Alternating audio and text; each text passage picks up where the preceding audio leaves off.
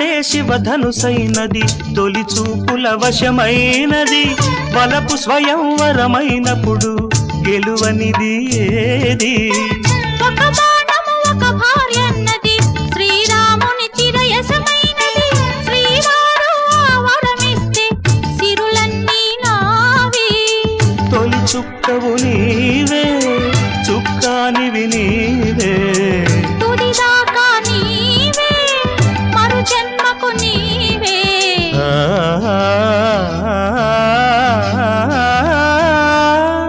జానకి కలగనలేదు రాముని సతి కాగలనని ఏనాడు రాముడు అనుకోలేదు జానకి పతి కాగలనని ఆనాడు